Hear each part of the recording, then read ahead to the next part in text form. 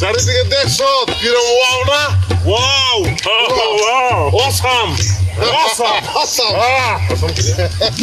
এটা সত্যি ওয়াও একটা ফোন।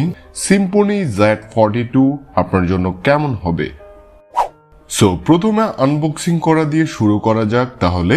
যেমনটা দেখতে পাচ্ছেন বক্সের গায়ে বেশ বড় করে ফোনটির ব্র্যান্ডিং করা আছে, মানে ফোনটা আইফোনের ডিজাইন বক্স হাতে নিয়ে ধারণা পাওয়ার জন্য, আর তার উপরে মডেল নেম এবং বক্সের পিছনে ফোনটির হাইলাইটেড ফিচারগুলো দেওয়া হয়েছে।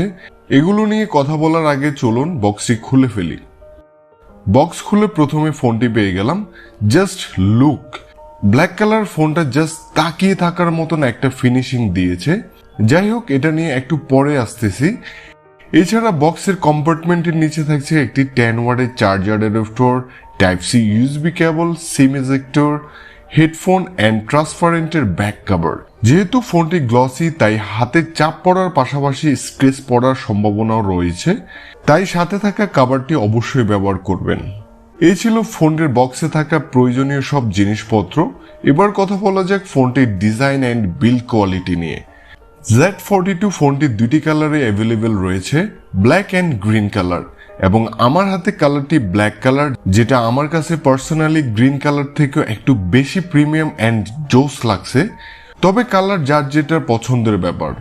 এছাড়া ফোনটির রিয়ার প্যানেলে রয়েছে 3-fold ক্যামেরা সেটআপ এবং পাশাপাশি ফিঙ্গারপ্রিন্ট স্ক্যানার, যেটার আনলকিং স্পিড কিছুটা স্লো মনে হলো। আনলকিং হওয়ার সময় একটা সাউন্ড ইফেক্ট হয়, এটার কারণে আরো ভালোভাবে বোঝা যাচ্ছে। এছাড়া ক্যামেরা হাউজিং এর ডিজাইন অনেকটা আইফোনের মতন করে দেওয়ায় অনেকে বলছে এটা গরিবের আইফোন। যাই হোক, যে যাই বলুক, ব্যাপারটা কিন্তু ইউনিক ছিল।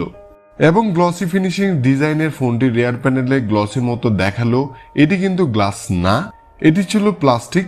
বাট প্লাস্টিক বিল্ড থাকলেও এটা নিয়ে কারো কোনো অভিযোগ থাকার কথা না। এছাড়া 5000 mAh ব্যাটারি দিয়ে ফোনটির ওজন রাখা হয়েছে 202 গ্রাম অ্যান্ড থিকনেস 8.9 মিলিমিটার। ফোনটার ওয়েট ডিস্ট্রিবিউশন কিছুটা বেশি হলেও ডে টু ডে ব্যবহারে অভ্যস্ত হয়ে যাবেন। রাইট সাইডে ভলিউম রকার এবং পাওয়ার বাটন, লেফট সাইডে ডেডিকেটেড সিম কার্ড স্লট। এখানে দুইটি সিম কার্ডের পাশাপাশি একটি মেমোরি কার্ড ব্যবহার করতে পারবেন আপ টু 256 জিবি। আর নিচের দিকে রয়েছে type C port, microphone, headphone jack and একটি সিঙ্গেল বটম ফায়ার স্পিকার। এই বাজেটে টাইপ সি পোর্ট দিয়েছে, ব্যাপারটা ভালো বলা যায়। ডিসপ্লে হিসেবে রয়েছে 6.52 ইঞ্চ 720x1600 পিক্সেলের আইপিএস ডিসপ্লে, যার পিক্সেল ডেন্সিটি 269 ppi। ডিসপ্লে খুব একটা ব্রাইট ছিল বলবো না, কিন্তু ব্রাইটনেসটি ইনডোরে সমস্যা না হলেও আউটডোরে সমস্যার সম্মুখীন হতে পারে। এছাড়া ডিসপ্লেতে কিছুটা কুলটোন লক্ষণীয় ছিল, তবে ফোনটির দাম বিবেচনায় ডিসপ্লে কোয়ালিটি ভালোর কাতারেই রাখা যায়। আউট অফ দ্য বক্স এতে পেয়ে যাবেন অ্যান্ড্রয়েড 11 ভার্সন। ইউজার ইন্টারফেস কিছুটা স্ট্রোক অ্যান্ড্রয়েড মতো রাখা হলেও বেশ কিছু ব্লুটুথ হাবিজাবি রয়েছে। এছাড়া বাকি সবকিছু স্ট্রোক অ্যান্ড্রয়েডের মতো রাখা হয়েছে, এবং স্ট্রোক অ্যান্ড্রয়েডে ইউজার ইন্টারফেস থাকলেও ইউআই নেভিগেশন খুব একটা রেসপন্সিভ মনে হয়নি। হোম স্ক্রিন অথবা হালকা স্ক্রলিং করার সময় হালকা লেগি ভাব লক্ষণীয় ছিল। এবার দেখা যাক ফোনটির হার্ডওয়্যার সেগমেন্টে কি দেওয়া হয়েছে। মিডিয়াটেক হেলিও A20, যেটা 12 ন্যানোমিটার আর্কিটেকচার উপর তৈরি করা একটি কোয়াড কোর এসওসি, এবং এখানে জিপিইউ হিসেবে রয়েছে পাওয়ার বিএস GE A300। এছাড়া র্যাম 3GB, রোম 32GB ভেরিয়েন্টে পাওয়া যাবে ফোনটি।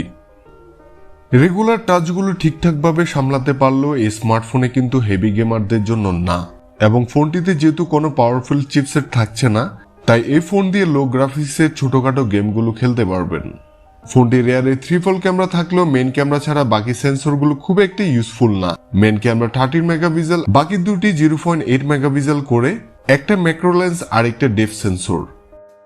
এবং এর মেইন ক্যামেরা দিয়ে জুম করা যাবে সর্বোচ্চ 4x পর্যন্ত, আর সেলফি ক্যামেরা থাকছে 8 মেগাপিক্সেল। মেইন ক্যামেরা দিয়ে ভিডিও রেকর্ড করা যাবে সর্বোচ্চ 1080p 30 fps এ। আর ফোনটির ব্যাটারি ব্যাকআপের কথা বললে 5000 mAh ব্যাটারি দিয়ে একদিন অনায়াসে ব্যবহার করতে পারবেন, আর নর্মালি ব্যবহারে 2 দিন চালিয়ে নিতে পারবেন। এবং এই ব্যাটারিটি পাওয়ার অফ করার জন্য সাথে থাকবে 10 ওয়াটের চার্জার, যেটা দিয়ে ফুল চার্জ করতে সময় লাগবে 2 ঘন্টা থেকে বেশি সময়। সো আজকে এই পর্যন্ত, এবং ভিডিওটি আপনার কাছে কেমন লেগেছে কমেন্ট করে জানাবেন। যদি ভালো লাগে তাহলে আমাদের চ্যানেলটি সাবস্ক্রাইব করে আমাদের পাশে থাকবেন। তাহলে দেখা হচ্ছে পরবর্তী ভিডিওতে। সে পর্যন্ত সবাই ভালো থাকবেন এবং সুস্থ থাকবেন। Take care, bye by.